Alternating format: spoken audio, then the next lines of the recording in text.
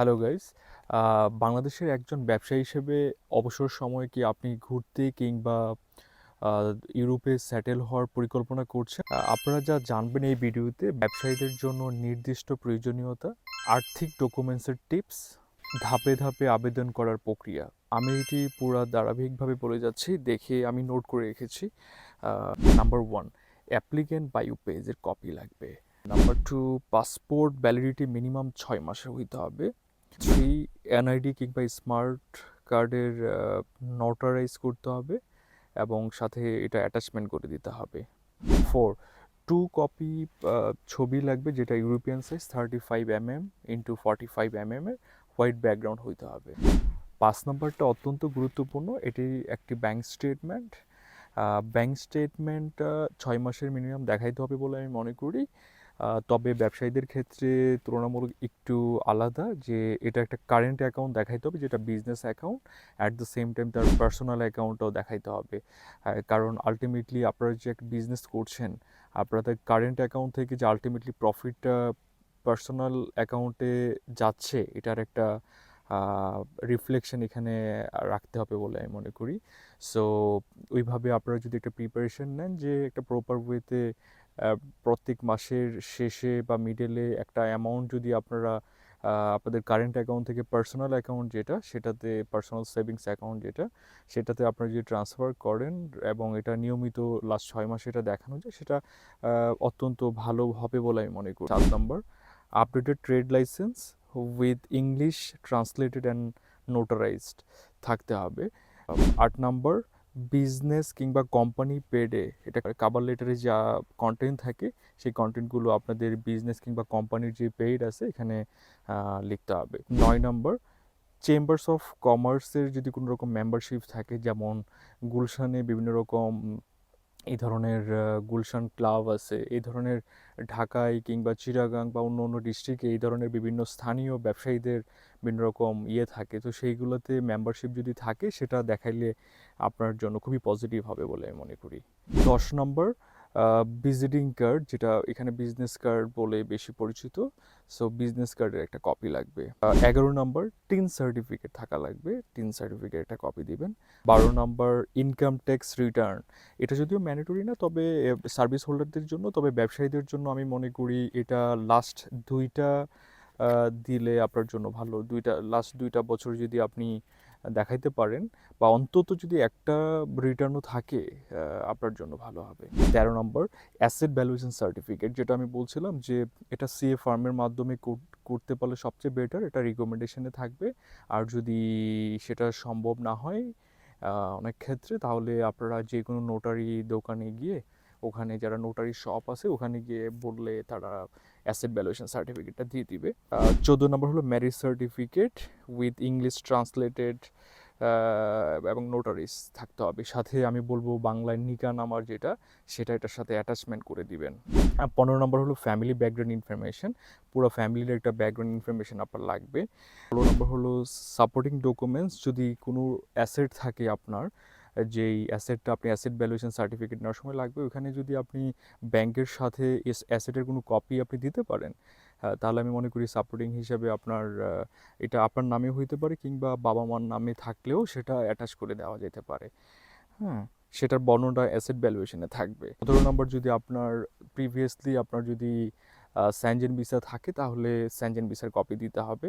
18 নম্বর, এটাও খুব গুরুত্বপূর্ণ, হেলথ ইন্স্যুরেন্স, যেটা 30,000 ইউরো কাভার করতে হবে, কাভারেজ থাকতে হবে। সেটা আমি বলবো সেটা বাংলাদেশে এটা বয়স ভেদে কম বেশি হয়, তবে ইন জেনারেল যারা 30 থেকে 40 বছর যারা, তারা সাধারণত আমি বলবো তাদের কস্ট আসে হলো 1600 থেকে 2200-র মধ্যেই ঘোরাফেরা করে। যত বয়স ভালো থাকে, বেশি থাকে, তাদের ক্ষেত্রে ইন্স্যুরেন্সের মাত্রাটা কম। যারা বয়স কম তাদের একটু বেশি থাকে। সো আলটিমেটলি 2500-র মধ্যেই এটা খুব বেশি কস্ট করবে না আপনাকে। 19 নম্বর, হোটেল বুকিং, আপনি যত দিন থাকবেন, যেই দেশে আপনি প্ল্যান করছেন, তার হোটেল বুকিং সম্পূর্ণ দেওয়া লাগবে। যেটা হোটেল আপনার booking.com থেকে একটা ফ্রি ক্যান্সেলেশনের মাধ্যমে এটা আপনি করতে পারবেন। 20 নম্বর হলো ফ্লাইট রিজার্ভেশন। ফ্লাইট রিজার্ভেশনটা আপনি করবেন যেই তারিখে আপনি যাবেন এবং যেই তারিখে আপনি আসবেন, সেটা রিটার্ন সহ আপনি যদি থাকে, সেটা ভালো। ফ্লাইট রিজার্ভেশনটা আসলে থাকা লাগবে, এটা ফ্রিতে করা যায়। ২০ নম্বর হলো Schengen tourist visa application form. So আপনি গুগলে যখন আপনি দিবেন সেনজেন ভিসা অ্যাপ্লিকেশন ফর্ম দিয়ে দিলে ট্যুরিস্ট ভিসার একটা ফর্ম আসবে। এখানে বিস্তারিত থাকে যে আপনি কোন ডেটে ট্রাভেল করছেন, কবে আবার ব্যাক করবেন, কোন কোন দেশে যাবেন। যেহেতু সেনজেন আসলে ইউরোপের প্রায় ২৯টা দেশ সেনজেনে অন্তর্ভুক্ত। সো অতএব আপনি কোন কোন জায়গায় আপনি প্ল্যান করছেন, কোন কোন জায়গায় আপনি যাবেন, সেটার একটা ডিটেইল একটা অ্যাপ্লিকেশন ফর্ম থাকে। যেমন আমরা খুব ভালো মতোই জানি, যারা আমরা ইন্ডিয়ায় গিয়েছি, আমরা নিজেদের ফর্ম আমরা যারা নিজেরা করেছি, এটা খুবই ক্রিটিক্যাল, অনেক লম্বা একটা ইনফরমেশন দিতে হয়। বাট এখানে আসলে ২ পেজের খুব সম্ভবত একটা অ্যাপ্লিকেশন ফর্ম থাকে, সেটা নিজে নিজে অ্যাপ্লাই করতে পারবেন, নিজে নিজে আপনি পূরণ করতে পারবেন। আপনার বেসিক জিনিসগুলো, আপনার নাম, আপনার বিজনেসের নেম, তারপর আপনি কত তারিখে আপনি যাবেন, কত তারিখে ব্যাক করবেন, কিংবা কান্ট্রি নেম, ঠিক আছে, কিংবা আপনি বিজনেসের একটা ছোটোখাটো একটা বর্ণনা দিয়ে দিলেন, ইমেল অ্যাড্রেস দিলেন, কন্ট্যাক্ট ডিটেলস, এই ধরনের একটা খুব সিম্পল একটা অ্যাপ্লিকেশন ফর্ম। সেটা সবাই করতে পারবে বলে আমি মনে করি, যেহেতু আমি আমার প্রসেস আমি নিজেরটা নিজেই করেছি। তো ২২ নম্বর, এটা খুবই ইম্পর্টেন্ট, তারা এটা রিভিউ করবে, সেটা হলো ট্রাভেল আইটিনারি। ট্রাভেল আইটিনারিটা হলো একদম to the point, you have to mention all the way, like আপনি কোথায় যাবেন, কতদিন কোন জায়গায় থাকছেন, কোন দেশে কোন কোন জায়গায় সাইট সিইং করবেন, it should be very two the point. এবং আমি মনে করি এটার মধ্যে যদি আপনি সুন্দরভাবে প্রেজেন্ট করতে পারেন, এবং they will review without fail. So আপনি যদি ওইখানে একদম আপনি যে একজন জেনুইন ট্রাভেলার বুঝাইতে চান, তাহলে এটার উপর একটা আপনার এমফাসিস করতে হবে। আর ২৩ নম্বর যেটা কাভার লেটার, কাভার লেটারটা আপনার দিতেই হয়। তবে কাভার লেটারটার সাথে যেটা বলছিলাম, যে বিজনেস কিংবা কোম্পানি আপনার যেটাতে আছে সেই প্যাডের মধ্যে দিতে হবে বলে আমি মনে করি বিজনেসম্যানদের জন্য। আচ্ছা, ২৪ নম্বর হলো ভিসা ফি। ভিসা ফি সাধারণত ১০ থেকে ১২,০০০-এর মধ্যে হয়ে থাকে। সো এটা আসলে এক এক অ্যাম্বাসি এক এক রকম, তবে ইন জেনারেলি সুইডেন অ্যাম্বাসিতে এরকম ১০-১১ হাজারের মধ্যেই থাকে। সো সেটা আপনি অ্যাম্বাসিতে যাওয়ার পরে আপনি ক্যাশ নিয়ে যেতে হবে, ওখানে কার্ড অ্যাকসেপ্ট করে না। অ্যাম্বাসিতে যখন যাবেন তখন একটা কাউন্টার আছে, ওই কাউন্টারে আপনার জমা দিতে হবে। এটা আপনি ওখানে যাওয়ার পরে টোকেন নেওয়ার পরেই ধাপে ধাপে আপনি বুঝতে পারবেন। সাবমিটিং টাইম যেটা হয় সাধারণত, সাবমিটিং টাইপ হলো আপনার সকালবেলায়, সকাল খুব সম্ভবত ৯টা কিংবা ১০টা থেকে, এটা আপনি বিএফএস সার্চ দিলে, যে অ্যাম্বাসিতে যাবেন সেই বিএফএস সার্চ দিলে আপনি দেখতে পারবেন সাবমিটিং টাইম কখন থেকে শুরু। সো আমি ধরে নিলাম আপনি লেটস সে আপনি অ্যাপ্লিকেশন ফর্ম আপনি সুইডেনে জমা দিবেন। সো সুইডেন যখন জমা দিবেন, আপনি সকালবেলা ওখানে চলে যাবেন, ওখানে নিচে আপনার বিএফএস এর মধ্যে সার্চ দিলে আপনি পেয়ে যাবেন অ্যাড্রেসটা।